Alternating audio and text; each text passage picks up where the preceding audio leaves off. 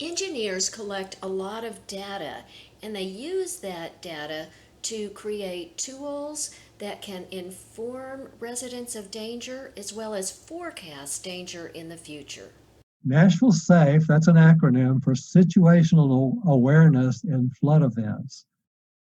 It's a flood forecasting and response tool that we use when the Emergency Operations Center is activated during an extreme weather event, if we expect a lot of rain. And Nashville SAFE takes all the different data that we have access to, either through the internet. The Corps of Engineers has done all of our inundation mapping, the metro gauges, we've got rain gauges, the USGS gauges are our stream gauges.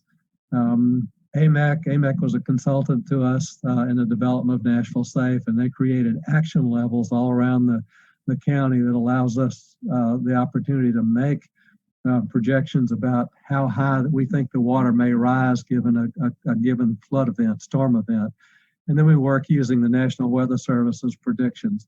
And so this is what the SAFE product looks like. It's a map of the county. Every one of those green triangles is the location of a USGS gauging station.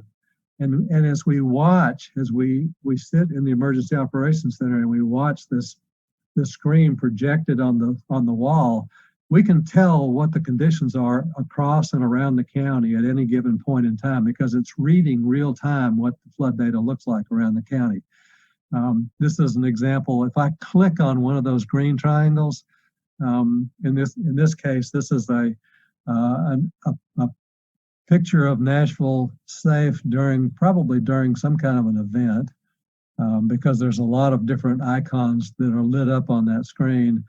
And so by clicking on one of those triangles, it opens it up and says that's the Whites Creek gauge in Bordeaux, and it shows me a picture of what the conditions are at that exact point in Whites Creek based on where the flood levels are.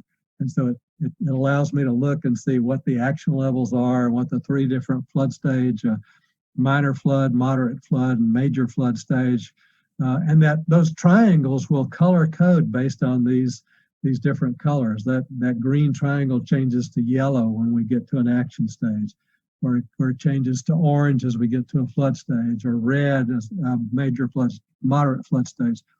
It also allows us to click on these gauge links so we can look at both the USGS. It opens immediately to the USGS website that shows the detail about that flow, and then it opens also the National Weather Service. So you can see an example of a printout that showed that there was a hydrograph where Whites Creek rose above action level and went almost to minor flood level before it began to come back down. So we have that kind of access to that information while we sit in the Emergency Operations Center watching.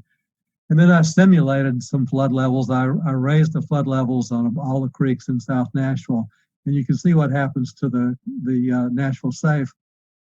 All the different triangles you can see some yellow triangles, you can see some red triangles, and you see all those little circles and designations light up because those are indicators that there are roadways underwater or bridges overtopping and things like that. So that's what the tool looks like when we're in the midst of a full activation with a lot of rain going on. That's an indicator of what's happening on the ground right now, and then we use those National Weather Service quantitation forecasts to project what's going to happen in the next 6 hours or 12 hours or 18 hours. And this is an example of what those QPFs look like. And then Nashville NERV, again, an acronym for National Emergency Response Viewing Engine. That is a public information tool that we developed, again, using our GIS mapping tools. It's accessible online, and you can look and see. It'll tell you exactly where all the shelters are. If you're in the midst of an episode of some kind, it'll tell you if you input your date, your address, it will give you a routing to tell you how to get from your house to a shelter. It accommodates the facts that sometimes roads are closed, and it'll route you around a closed road.